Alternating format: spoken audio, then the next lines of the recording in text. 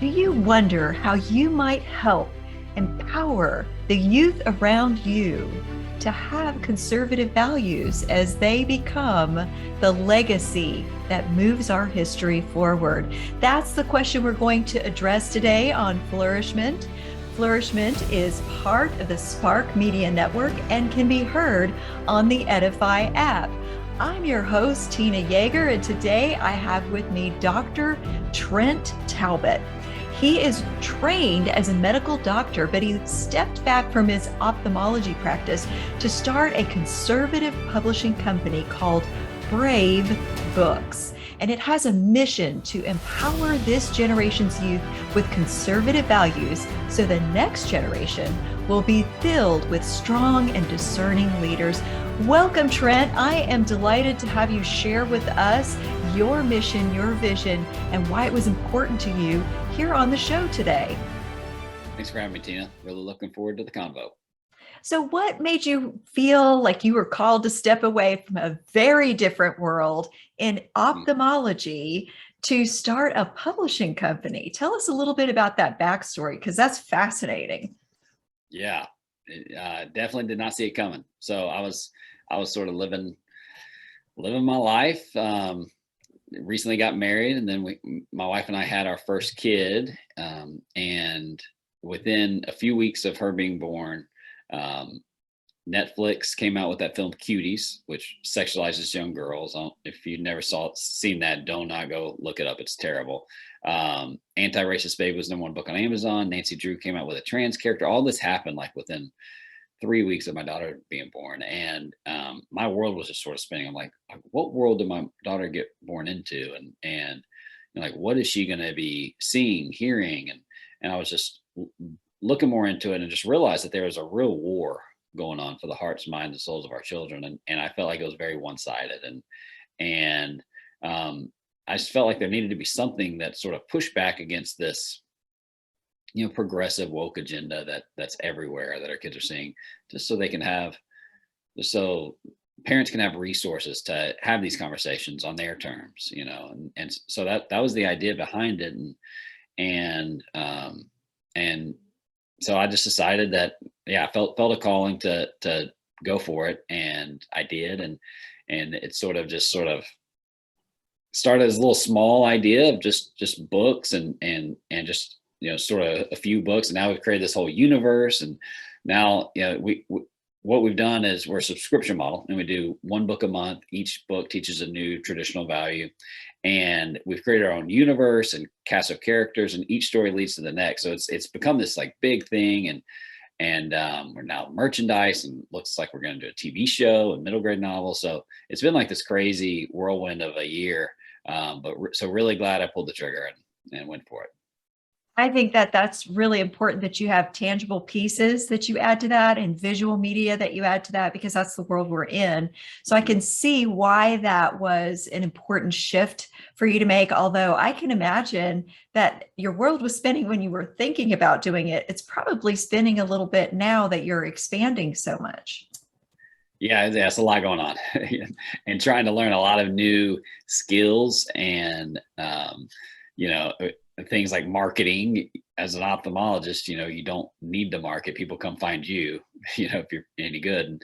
And so, and how to make books. So all this stuff we're learning on the fly. But I've got just an incredible team that's super talented, and that we're quick learners, and so we've been able to sort of thrive amidst, despite not having too much experience. Do you find that there's a lot of parallel in the spiritual imagery of doctoring to the souls of children's eyes, what they're seeing spiritually in the world around them as true, where you were previously working physically on kids' eyes and adults' eyes?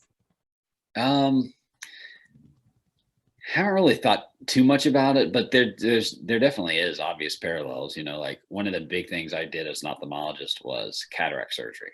And whenever you got really bad cataracts, you can't see too well, and you can't see where you're going. And that's sort of where our kids are. They're getting bombarded with so many harmful ideas that they they don't have a solid ground of truth to stand on, and everything sort of is shifting sand. Um, and whenever you have that, it's hard to see clearly. And so I don't know, I just came up with that, but I think it sort of works. It does, because I think the world that we live in is a world that has a lot of deception in it. So it's clouding the eyes of this generation, and in the generations to come, it's going to get even worse. So it's like a growing cataract that's causing a spiritual sort of blindness. People are only seeing the fog that the enemy's putting in front of us. And so we're seeing a distorted truth if we're seeing any truth at all. Yeah, I'm writing that down. Definitely going to use that in my marketing. That was very well said. Growing cataract. That's good. So, how are your products working with parents to help them be able to really equip their children to see truth?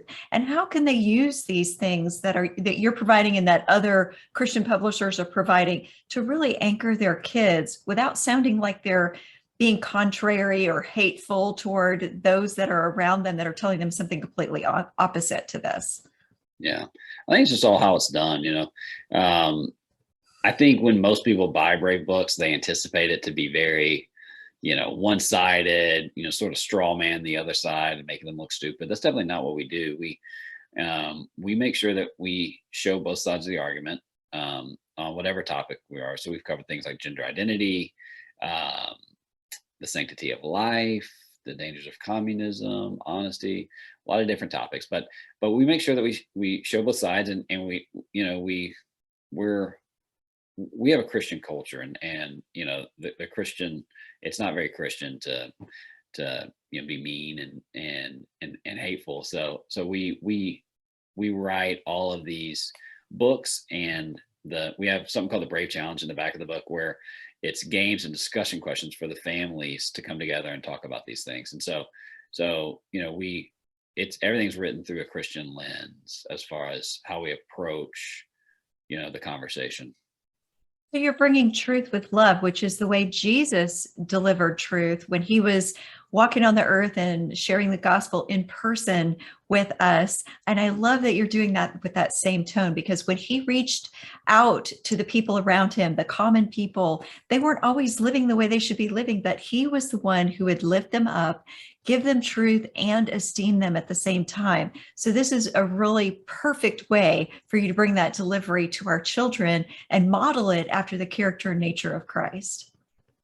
Well, thank you for saying that. Yeah, we feel really blessed, with the way everything's come together. We started off just sort of trying to cover some of these topics like gender identity, sanctity of life that our kids are being faced with. Unfortunately, we live in a world where 10-year-old kids are hearing that abortion is normal and it should be glorified, and so I, as a father, like wanted to give parents resources to talk about that with their kids. But anyway, it sort of morphed into, we definitely, the core of our product, of our books, is the stories, but a big part of it now, and what families really, really love, is that they're using our books to get family time back, or family night. So many emails like, hey, this is our family night routine, because we've created these fun games and discussion questions. And that's become a big focus for us, is trying to bring the family back together, and not only bring them together and have them do activities, but start conversations, because it's too easy now for kids to be raised by culture and not really raised by their parents, because we're all so individualistic and plugged to our screens. And that screen has a big effect on all of us, adults included, but especially our kids. And so anyway, that's sort of been this wild ride that we've been on over the past year. That's been a really fun aspect of it. It's so important to create safe spaces for a conversation with your kids, to come to you as a parent so you can discuss these cultural issues, because kids don't need you to dumb things down or shelter them from the things that are going on in the world as much as parents may think. They're going to see these things, and they're going to sense the tension in the adults when there are things going around them, like war and cultural negativity, things that are going on. the shift in values around them, they're going to be able to experience that even if they're homeschooled. It's not okay to shelter your kids from the truth. You need to prepare them for the world that's around them. Yeah. Yeah. You want them safe from these ideas, but not sheltered. Exactly. You need to equip them, as Yes. opposed to protect them. So protecting them is part of that is equipping them to know what the truth is. And that's the main focus of how to help your kids know how to respond to the lies, is giving them more of the truth. Right on. Yes. And when we come back, I want to talk more about that family time. We're going to take a quick break. And after the break, we're going to get into how to really draw your children, all ages of children, into having more time with you as a family, and why that's important. Meet the Christian who married faith with true crime, Lori Morrison. Lori is a person of faith, a private investigator, and the producer of the award-winning podcast, The Unlovely Truth, where faith and true crime intersect. Lori and I would like to invite you to join the True Crime Mission Fields program, a life-changing opportunity exclusively joining Christians who have married faith and true crime. Featuring Chaplain Lori Prather, the products within the True Crime Mission Fields program allow you to connect your passions and skills as Christians with practical service opportunities within the world of true crime. You will begin to serve people in difficult circumstances and have a greater impact in this world than you ever imagined possible. Access your free report, Meet the Christian who married faith with true crime, and receive up to 70% off of any collection when you use the link in the show notes.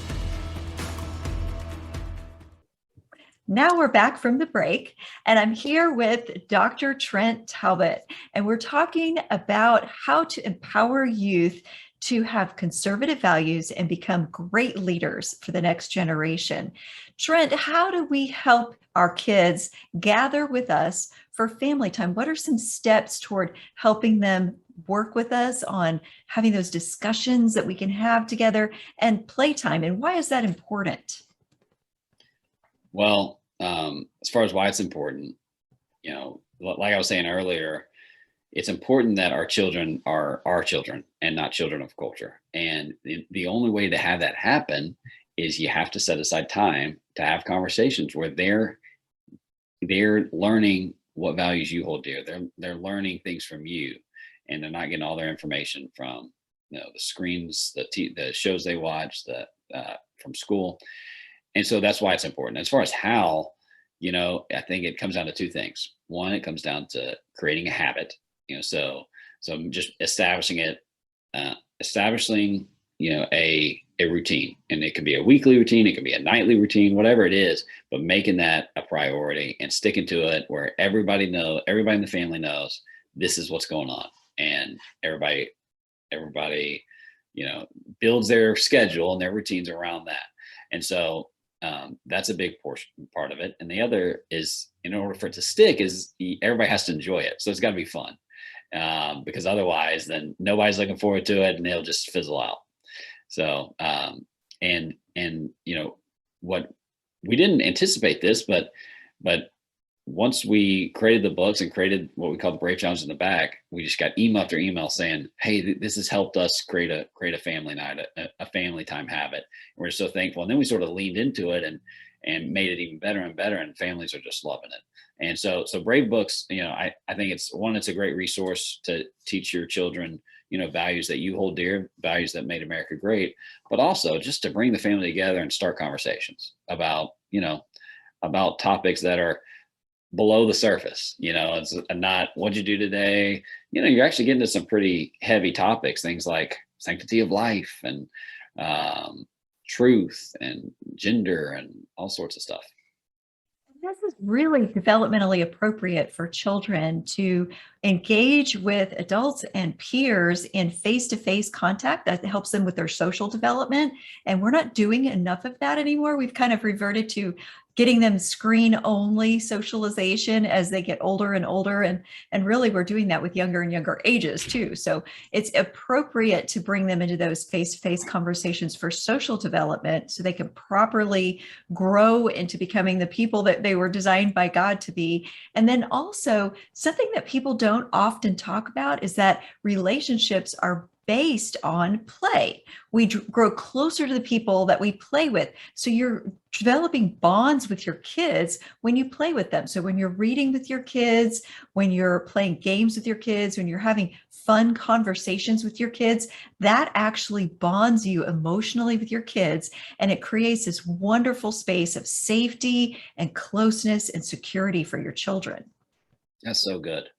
That's so good. Yeah, that's a really important point is, if you just rely on the fact that your blood, and that will go a long way, but it won't, but you need way more than that. And playing together and having those moments are very important. I love that your products and your mission are helping develop truth and emotional bonding and places where kids can have safe conversations with their parents. Are these products also available for private schools as well? Yeah, yeah. We have a lot of customers who are schools, libraries that reach out to us and buy books in bulk. I'd say the majority of our customers are just regular families who want to teach their kids, traditional values. Are there important things that parents need to know when they're having these conversations and ways that they can really help instill conservative values in their kids?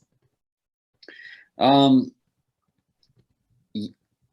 yeah, as far as I would say, just if you end up using Brave Books, that we make, that's why we exist, to make your job a lot easier.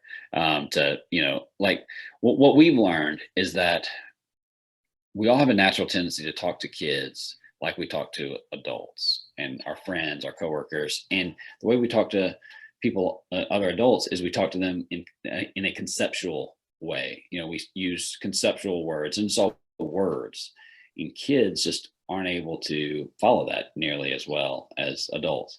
And so the whole idea behind Brave Books is that by presenting an idea through story, kids can wrap their minds around a story, and they got it, and it is locked, they're locked in.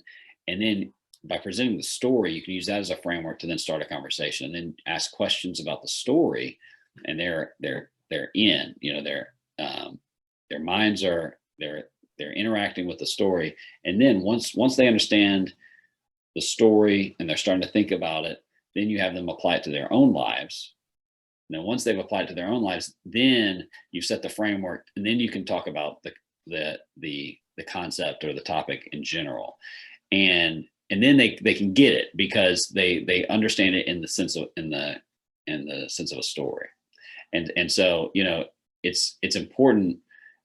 It's important to, I know it's sort of a long, it takes a lot of effort to tell a story to your child, and then, ask a question about the story and then apply it to their own lives. But that's the only way, that's the best way that we found to really help kids understand a pretty complex topic like that. I think that's how God designed us. We don't respond as well to a sermon as we do to a story. And the best sermons are based on stories. Jesus used story, he used analogy, he used parables, because he knows that's how our brains receive information better. We're able to understand big concepts better if it's placed in the framework of a story, like you said, for adults, and even more so for kids, because kids don't do, like you said, abstract very well, especially under the age of 7. They don't understand abstract at all, and they need something concrete to be able to understand what they're facing. Yeah, exactly right. So tell us a little bit about some of the games and the physical products that you have that actually help put that into a kid's hand so that it's a concrete toy that they can play with and apply those truths a little bit better. Yeah, you're dealing with 6, 7-year-olds, so their attention span is not it's not that big. So we have the story first, and then we have games, and the games often get them moving, And the point of the games is to try to get them to sort of act out the lesson, or embody the lesson. So depending on what the lesson is, we'll have a game that's related to, and then so then that gives us two things that we can ask questions about to help them understand the topic. You have the story and then the game, and then so our discussion questions then are typically focused on the story or the game, and it just helps kids understand it much easier if they have something to relate it to, and it's not just conceptual, verbiage. So good. And I found that to be true when I was working with kids in classrooms long time ago, that a lot of kids, especially kids with special needs or who have some mental health issues or something like ADHD, they do a lot better receiving information and learning if they could do it in a kinesthetic format. So I remember sitting in a library with kids and we would talk about fables and we would pass a ball around and learn the parts of a sentence, because kids learn better if they're acting with the material that they're learning. Yeah. Oh, yep, 100%. I was definitely one of those kids. Yeah, yeah. And I found that to be true in preschool, especially. So your age ranges that you address are what on these books and products? I'd say 4 to 12. I know Okay. it's broad, but I'd say 6 to 10 is like the ideal perfect range. But we get so many emails of 4-year-olds, 12-year-olds. So that's what we tell parents, 4 to 12. So you're going all the way from preschool to middle school. Yeah, I know. That is a big age range, but I think that's important when you're talking about conservative values, because these are formative years when kids are really getting inundated more and more with the wrong ideas or distorted ideas about the truth. So it's really great that you are addressing these topics for all of those age ranges. And then parents who have kids at multiple age levels, how would they work together with these different age kids to instill similar messages? Is there a way for you to kind of get the family together at different kids' ages to kind of have a family discussion that would be appropriate for different age levels? Yeah, well, I think that's why our books work, is they're not just a story. Because if it was just the story, it'd be a much more narrow age range that would be interested. But with the games and discussion questions, and the discussion questions allow the parents to tailor it, to the level of the child, and it basically just sparks a conversation. So even if you have a 12-year-old, 13-year-old, it's more simple story, and the discussion questions start off simple, but then it allows, it's a spark that starts a deeper conversation. And then, if the kid's only 4 or 5, the parents can dumb down the discussion questions, and the 4-year-olds, they love the images, and the older kids, they love, sort of, we have a lot of action in our books, and so the older kids love the action, and then the games, the challenges. So I don't know, I wasn't expecting such a broad range, but that's what our customers tell us. So Oh, you do what you're led to do. And that is really important, that you're willing to be obedient to where God is calling you. And you're bringing all of this information to such a wide range of kids. And I just am sure that God is going to bless your willingness and your obedience and the age appropriateness and the family friendliness of these products. How could people stay in touch with you and get in contact with you to obtain some of these products for their families, for their libraries, or for their private schools? yeah, the best thing is just to go to bravebooks.com and subscribe. So we're a subscription based company in which you get a new book every single month, and then you can follow us on Instagram, Twitter. Brave Books US is our handle. And yeah, that's the way to do it. Highly encourage all parents out there to go subscribe. We have a deal actually now where if you go and subscribe, you get your first book free. So you can take us up on that. Great. And that way they can try it out and see how that works in their family. So that's really good advice. Any final tips that you want to leave the listeners with? No, just I guess one thing is just to really make an effort to get together with your family and create those moments where you're having fun, laughing, but also creating conversations, because it's so important that kids look to their parents for answers as opposed to the internet or TV. And that's just, and that starts young. That habit of kids looking to their parents for answers starts young, and so it's really important that we start those conversations with our kids. And I love that you're addressing this at the younger age level, because once you start this and create this foundation, then when they get to the teenage years, they will feel safe enough to come to you with those conversations that might even be more challenging and more confrontational and more difficult. Yes, exactly. Well, thank you so much for coming on Flourish-Meant today. I hope that all of you listening really enjoyed this conversation. Feel free to check out all of the resources available to you for yourself, your grandkids, for your community. And of course, I also hope that you come back for the next episode of Flourish-Meant.